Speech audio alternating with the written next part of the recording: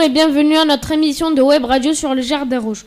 Pour le sommaire de cette émission, nous aurons d'abord le compte rendu de la visite fait par Lina. Ensuite, Sarah et Yasmine nous parleront des supports utilisés par les artistes dans les résidences au Jardin Rouge avec les œuvres de l'exposition XXL2. Puis Zainab et Jouara nous parleront de Rero. Ralia nous proposera des jeux. Nous enchaînerons avec Driss qui nous présentera Kouka. Après, Yakout et Yasmine nous parleront de Heinrich Beikirch. Et enfin, Lina nous parlera de la technique de David Mesguich pour clôturer cette émission. Fama et Raihan nous donneront le compte rendu de l'interview avec Skundog.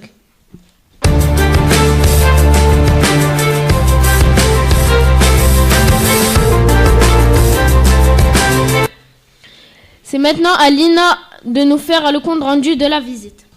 Bonjour à toutes et à tous.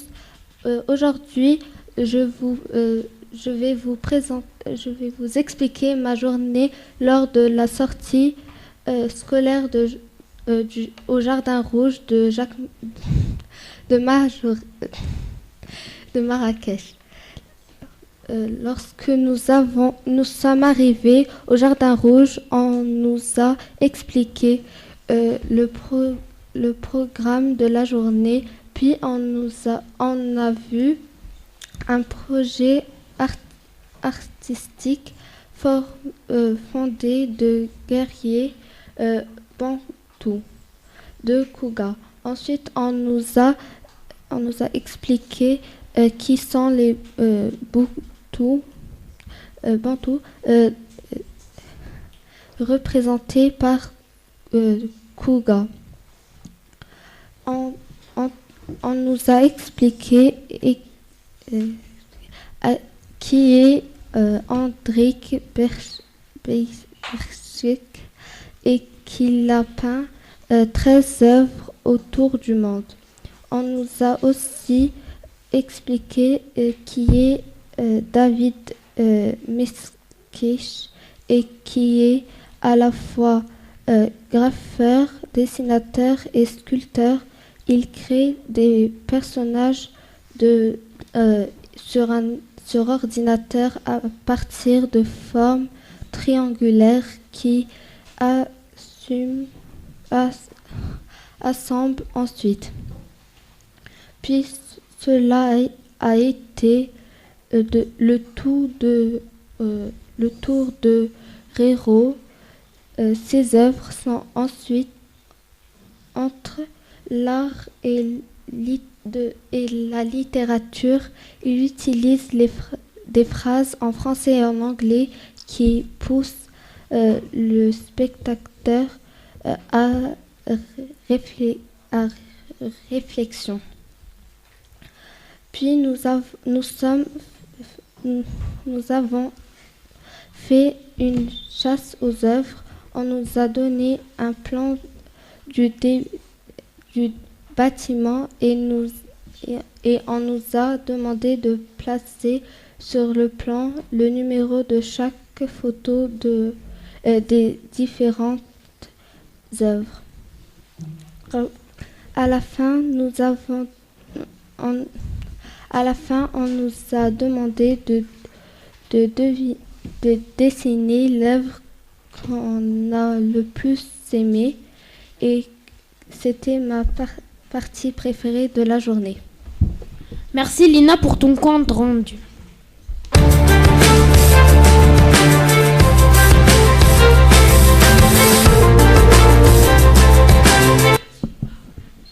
Maintenant, Sarah et Yasmine vont nous parler des supports utilisés par les artistes dans l'exposition XXL2 au Jardin Rouge. Bonjour chers auditeurs, aujourd'hui nous allons vous présenter les différents supports qu'utilisent les artistes que nous avons eu la chance de voir et découvrir au Jardin Rouge. Pour commencer, je vais vous parler d'un peintre qui se nomme Hendrik Beikirch. Ce peintre a un style réaliste. Il peint des fresques gigantesques qui prennent beaucoup de place. Il a peint dans son tour du monde des visages sur de nombreux murs dans des grandes villes comme New York, Oslo, Rome et Toulouse. Donc son support principal est les murs des grands bâtiments. Et maintenant, je vais vous apprendre un peu plus sur Skundog. L'artiste travaille au Jardin Rouge, la sculpture de ces personnages robotiques qui symbolisent sa marque de fabrique. Il utilise pour peindre des supports comme le bois, les toiles, les murs et sur ses statues fabriquées en métal. Et moi, je vais vous parler de Rero. Donc, Rero réalise des œuvres avec de l'art urbain ou de l'art conceptuel. Il utilise comme support des toiles, des anciens livres de musique du 19e siècle et sur des drboka. Rero fait du street art qui est de l'art de rue. Puis, je vais vous aborder le sujet de David Mesguich, un sculpteur. Alors, David Mesguich réalise ses œuvres sur des logiciels 3D pour après les mettre en scène avec des mélanges particuliers comme le plastique et le métal, le carton, le métal ou du ciment. Il utilise aussi du polypropylène. Et pour finir, voici Kuka. Sur ses œuvres, Kuka laisse volontairement apparaître les imperfections, les imprécisions et les coulures. Il peint sur des matériaux de récupération comme du vieux bois qui a déjà été utilisé. Il peint aussi sur du verre, des toiles et quelquefois sur des murs de grands bâtiments. Pour conclure, on peut dire que chaque artiste a son monde et qu'ils sont tous différents. Nous sommes ravis d'avoir pu travailler sur les supports de chaque artiste. Cela nous a fait apprendre un peu plus sur l'art et les artistes de notre époque. Merci de nous avoir écoutés. Merci les filles pour vos explications.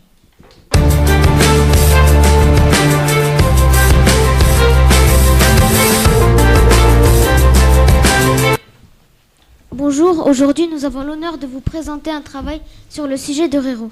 En premier lieu, je commence par vous expliquer que Rero est un acronyme. Il abrège Réseau Roman, qui en effet est un réseau qui regroupe la plupart des bibliothèques universitaires publiques au service des étudiants. En visitant le Jardin Rouge, nous avons constaté que toutes les œuvres de Rero étaient en effet des acronymes dont le fond varie selon le message à transmettre. Rero est un artiste qui travaille sur des œuvres qui sont des messages énigmatiques rayés, mais qui travaille aussi sur le contemporain.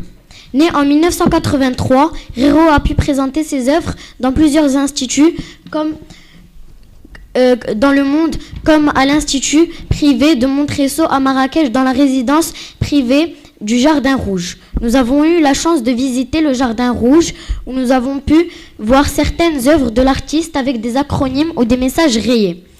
Et cet endroit et ces œuvres nous ont vraiment plu. Merci de nous avoir écoutés. Merci Zaineb et Jouara pour nous avoir présenté cet artiste.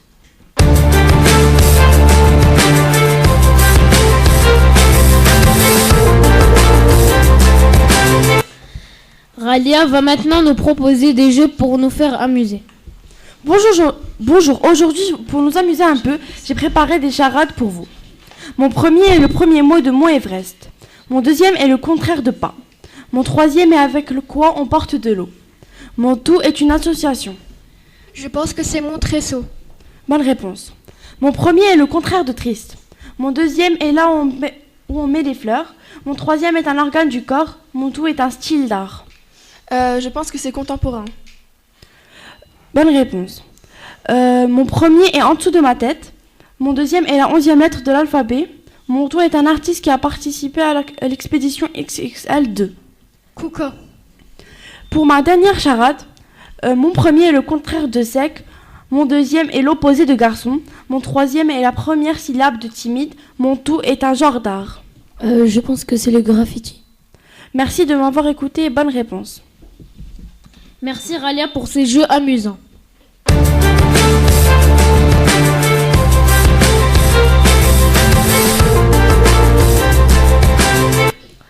C'est au tour de Driss qui va à son tour nous présenter un artiste, Kuka.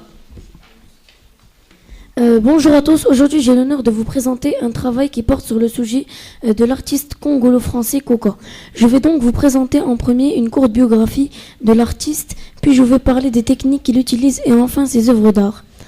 Kuka est un artiste peintre né en 1981 à Paris. Il travaille la plupart de ses œuvres sur des morceaux de bois peints en noir, sur du carton ou sur du verre, mais aussi sur des façades de bâtiments de la ville. Kuka aime dessiner des totems de femmes à partir de photographies qui sont du peuple des guerriers bantous. Kuka exprime des sentiments de ce qu'il a vécu dans son village durant son enfance. Je voulais aussi rajouter que j'ai bien aimé la sortie au Jardin Rouge et aussi j'ai aimé les œuvres de Kuka qui a mis les femmes de son village, les guerriers bantous, en valeur. Ce que j'ai vu dans l'exposition m'a beaucoup attiré, surtout les œuvres de Kuka qui les a présentées de façon dispersée dans un grand espace. Merci Driss, grâce à toi nous en savons un peu plus sur Kuka.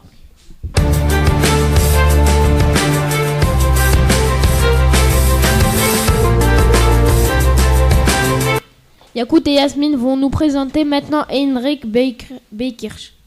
Bonjour à tous. Yasmine et moi allons vous présenter un sujet portant sur un des artistes résidant au Jardin Rouge, se nommant réalisé par Beikirch. Les personnes représentées sont des personnes marquées par la vie, d'où le choix de noir et blanc qui permettent de représenter les rides prononcées chez les personnes âgées. La première œuvre que nous allons décrire est celle qui se trouve en face de la gare de Marrakech. Bien connue au Maroc, ce portrait fait la fierté de la ville. Elle représente un homme âgé vêtu d'un bonnet de laine.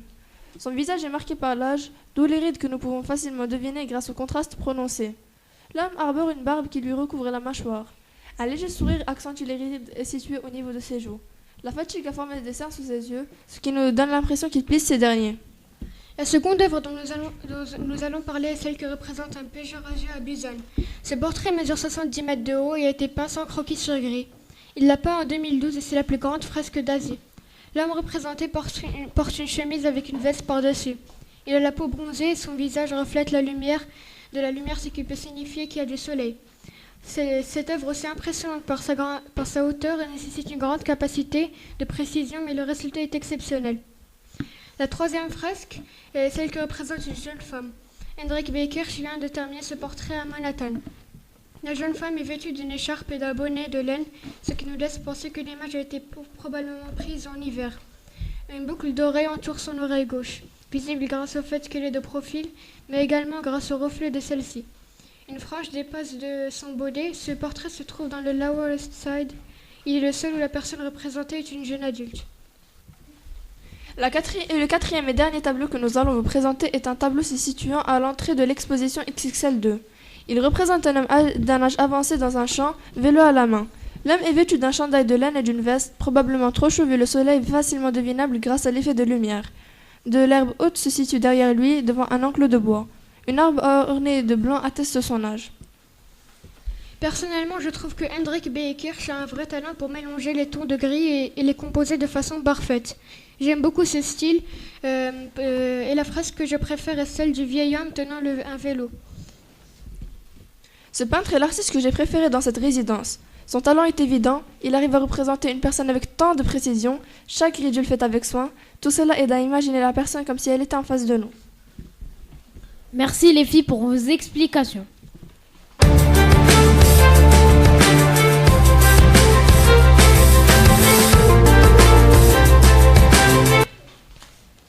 C'est maintenant au tour de Lina de nous parler de David Mesguich et de sa sculpture.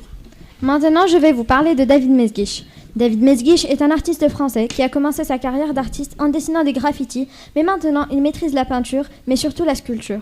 Les matériaux utilisés sont les métaux, notamment le bronze, le cuivre et autres. Il utilise aussi le carton. Les 4 sculptures que nous avons pu observer pendant notre visite au Jardin Rouge sont les suivantes. Le visage d'un homme traversé par 3 barres diagonales, une femme qui est tombée parce qu'elle utilisait son téléphone, un homme déviant la gravité, laissant des traces sur son socle. Un ange recourbé, enfermé dans des barreaux et qui essaye de se libérer. Cette sculpture est la seule faite en carton qu'on ait pu voir. La signature de cet artiste est présente dans plusieurs de ses œuvres. Sa signature est que la sculpture est traversée par des barres disposées en diagonale. Elles servent aussi à maintenir la sculpture. Mais après une de ces expositions, un des visiteurs a cru qu'elle faisait partie de sa sculpture. Donc il a continué de les utiliser. J'aime beaucoup les sculptures de David Mesguich car on arrive à percevoir les pensées qu'il essaye de transmettre à travers elles. Merci Lina, grâce à toi nous en savons un peu plus sur David Mesguich.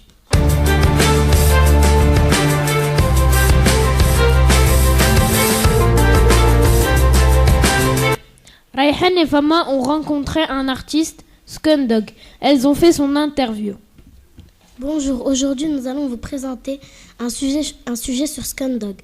Et puis nous allons vous faire écouter l'interview que nous avons enregistrée. Skundog est un artiste français né à Marseille en 1968. Au Jardin Rouge, Skundog nous a expliqué qu'il trouvait son inspiration un peu partout, surtout dans la rue. Il peint sur les murs et des bouts de bois et aussi sur les toiles. Comme matériel, on a pu voir que Skundog utilise dans ses œuvres de la peinture des Tipex pour donner une couleur blanche, par exemple sur les bouts de bois. Il fait des sculptures et des peintures. Il fait souvent des robots. Il fait aussi des totems. Dans ses œuvres, on a pu remarquer de la violence, de l'amour et de la générosité. Cet artiste a aussi beaucoup de tatouages qui lui rappellent plusieurs moments de sa vie. Maintenant, nous allons vous présenter un extrait de l'interview que nous avons enregistrée au Jardin Rouge avec cet artiste. Est-ce que vous avez grandi dans la rue ou... J'ai pas grandi dans la rue, c'est que... Comment expliquer ça? Je suis parti très jeune de chez moi et j'ai travaillé la nuit dans les bars. J'ai commencé à travailler dans les bars, j'avais 14 ans. Je travaillais la nuit. Donc la rue, je la connais, oui, je connais les gens de la rue, je sais ce qui s'y passe. Mais j'ai pas grandi dans la rue au sens propre du terme, c'est-à-dire j'ai jamais dormi dans la rue. J'ai toujours eu un toit sur ma tête, mais la rue, je la connais par cœur. C'est pour ça que je dis que je fais de l'art urbain. Je fais pas du street art, je suis un artiste d'art urbain parce que ma source principale d'inspiration, c'est la ville. Et ce qui se passe dans les villes, si je vivais à la campagne, je ne pense pas que je peindrais de la même manière. Je pense que je peindrais des petits animaux, des fleurs, des arbres, des rivières. On peint ce qu'on a sous les yeux. Peindre, c'est témoigner. Faire de la musique, c'est témoigner. Faire du cinéma, c'est témoigner. Dans chacun des tatouages, il y a un message à dégager Ouais. Tout ce que je tatoue sur mes bras, c'est des choses importantes. Bon, là, il y a mon nom d'artiste. Là, il y a le dieu singe dans son sarcophage. Ça, c'est un truc que j'ai ramené de mes voyages en Amérique du Sud. Ces petits robots, c'est ce que je dessine le plus. Cette tête de mort qui est là, c'est parce qu'on est et on meurt. C'est pour se rappeler qu'un jour on va mourir. Et puis tout ce que je peux écrire, c'est des choses importantes. Et c'est pour pas les oublier. Et puis si un jour je suis Alzheimer, tu vois, j'aurai toujours des questions à me poser en regardant mes bras. Mais tout ce que je tatoue sur mes bras, c'est important, mais c'est ce que tu retrouves aussi sur mes tableaux. C'est une autre forme de témoignage. C'est une autre forme de témoignage, de tatouage. Est-ce que dans ces dessins-là, en haut, les écritures, est-ce que ça représente des pensées? Elles sont dans sa tête, ouais. Mais chaque écriture représente une pensée. C'est un peu comme Rero, vous avez vu les œuvres de Rero tout à l'heure. Bon, moi, celle qui m'a le plus intéressé dans tout ce que j'ai pu voir, c'est sa petite référence à 1984, quand il dit que la guerre, c'est la paix, que l'ignorance, c'est le savoir. Et quoi, la troisième, j'ai un petit coup là. Je trouve que les réponses de Scandog sont pertinentes et intéressantes. Ces tatouages sont très intéressants. Et nous remercions pour son intervention. Merci Rayhan et Fama pour votre... Maintenant, voici notre avis sur les œuvres de Scandog. On aime bien les œuvres de Scandog car elles sont originales et elles sont aussi très colorées. Maintenant, on espère que vous en savez plus sur Scandog et que cet artiste va vous plaire. Merci Rayhan et Fama pour votre interview et vos réactions à la rencontre avec Scandog.